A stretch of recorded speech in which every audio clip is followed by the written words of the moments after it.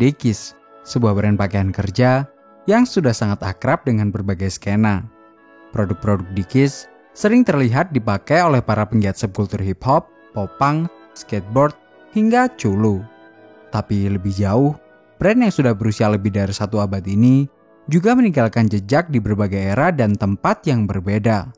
Mulai dari era depresi hingga Perang Dunia, mulai dari Amerika, Eropa, hingga Timur Tengah. Apa saja jejaknya dan bagaimana cerita lengkapnya? Langsung saja kita bahas, inilah sejarah Dickies.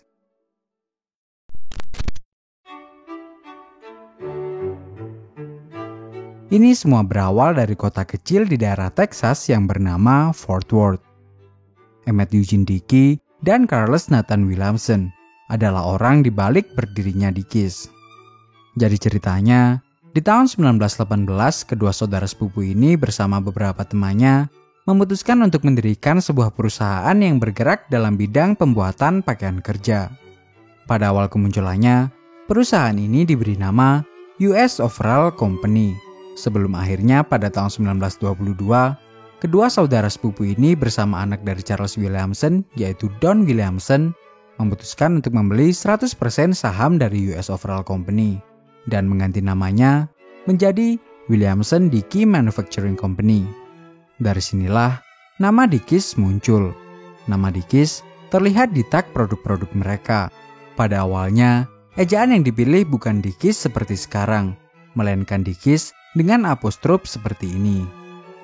Produk pertama yang dibuat Dickies adalah sebuah bib overall berbahan denim dengan kantong-kantong yang terkenal akan jahitannya yang sangat kuat. Berkat kualitasnya ini, di awal kemunculannya, Dickies langsung memperoleh popularitas di kalangan pekerja outdoor, terutama para pekerja pertanian dan peternakan. Di era awal ini, Dickies terus bertumbuh dan mulai mendapatkan perhatian dari pekerja-pekerja lainnya. Sayangnya, tidak lama setelah ini, tepatnya di tahun 1929, krisis ekonomi terbesar di dunia yaitu The Great Depression terjadi. Sama seperti Carhartt, hal ini tentu saja berdampak pada perusahaan. Pasar utama Dickies yang merupakan para pekerja menghilang karena PHK besar-besaran yang terjadi di era itu. Tapi untungnya, Dickies memilih untuk bertahan. Bahkan bukan hanya bertahan, mereka memutuskan untuk memperluas bisnisnya.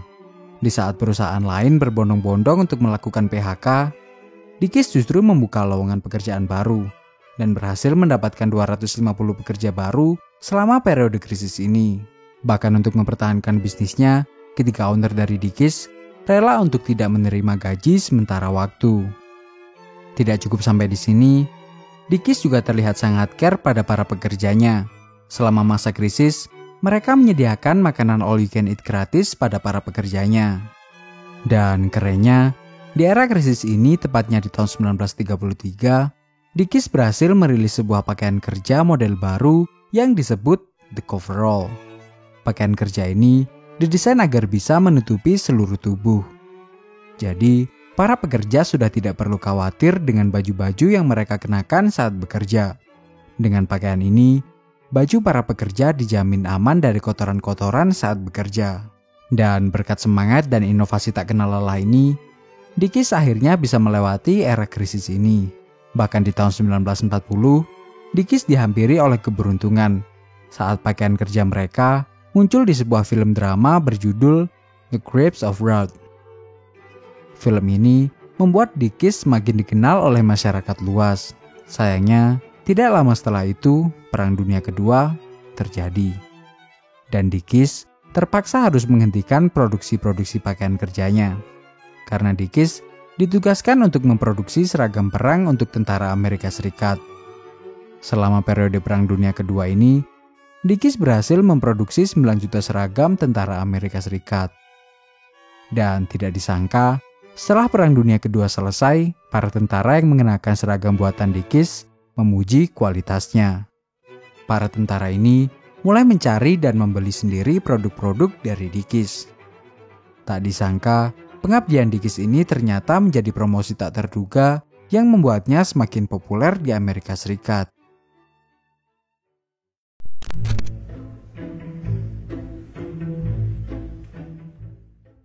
Setelah Perang Dunia Kedua selesai, Dickies mulai menjalankan bisnisnya kembali. Mereka mulai memproduksi produk-produknya dan juga merilis produk-produk jenis baru. Yang salah satunya adalah The Eisenhower Jacket yang dirilis tepat di tahun 1945. The Eisenhower Jacket merupakan sebuah jaket yang sebenarnya diproduksi untuk pilot tentara Amerika Serikat selama Perang Dunia Kedua. Di tahun 1950, mereka merilis salah satu produk paling ikoniknya, yaitu Dickies Workshirt 1574, sebuah baju kerja yang diproduksi dengan bahan yang nyaman dan kuat. Di era 50-an ini, Dickies juga mulai dikenal di luar Amerika Serikat, setelah para pengusaha minyak asal Texas yang memiliki ladang minyak di Timur Tengah dan Eropa mengenalkan Dickies ke para pekerjanya. Merespon hal ini, Dickies langsung gerak cepat dan secara resmi mulai mengedarkan barangnya di negara-negara Eropa dan Timur Tengah. Ini adalah awal perkenalan Dickies dengan pasar global. Di akhir 50-an hingga 60-an, Dickies mulai mencoba untuk memasuki pasar yang lebih casual. Di tahun 1959, Dickies membuat celana panjang casual dan mempromosikannya dengan membuat iklan yang dibintangi oleh musisi pop yang sangat terkenal saat itu, yang bernama Patrick Boone atau Pat Boone. Salah satu iklan yang terkenal adalah iklan yang ini, yang dirilis sekitar tahun 1960. Dalam iklan ini, terlihat foto Pat Boone mengenakan celana panjang Dickies yang diikuti dengan kalimat "Going place this summer, take it easy, take Dickies casual slacks." Karena hal ini, Dickies mulai dikenal oleh masyarakat luas di Amerika Serikat, khususnya para remaja.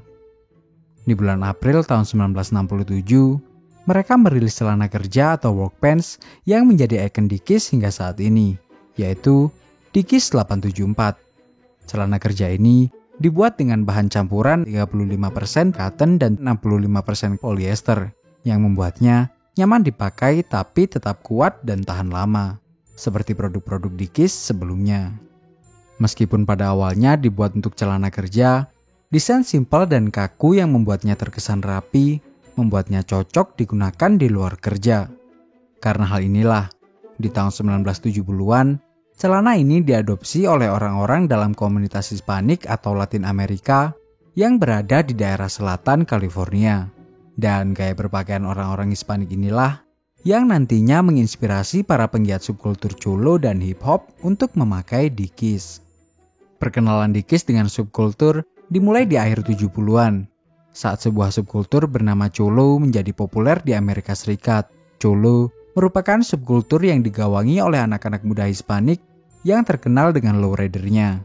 Di tahun-tahun ini, mereka terlihat sering memakai workpant Dickies 874 atau celana band Davis dengan fit yang gombrong. Sementara perkenalan Dickies dan hip hop dimulai di periode dan tempat yang sama seperti Carhartt, yaitu di akhir 80-an dan di kota kecil bernama Compton yang terletak di daerah Los Angeles, California. Siapa yang mempopulerkannya? Tentu saja grup rap terbaik sepanjang masa, yaitu NWA.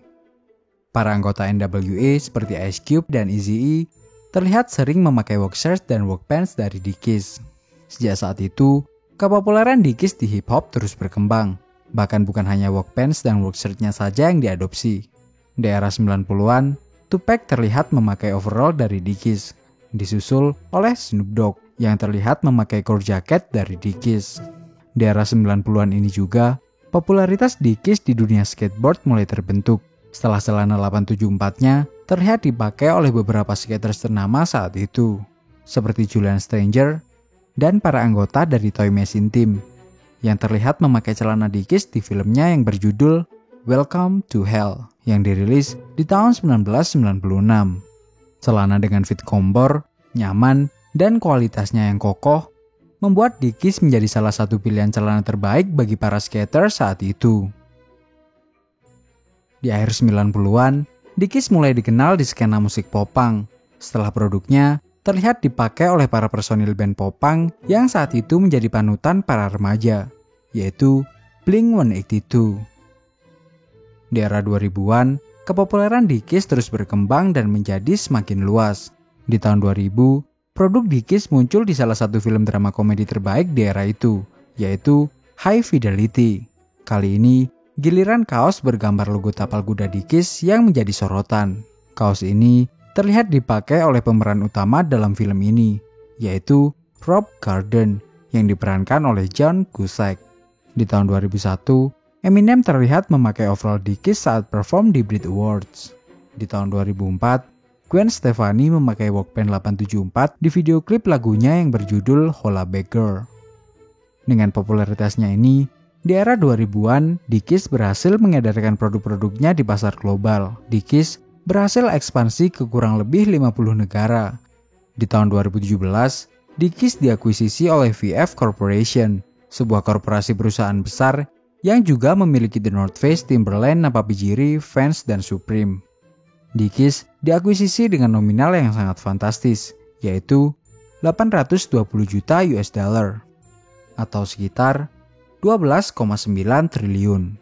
Di era saat ini, Dickies masih tetap eksis dan bisa didapatkan dengan mudah di Indonesia. Kalian bisa belanja online di dickiesindonesia.com.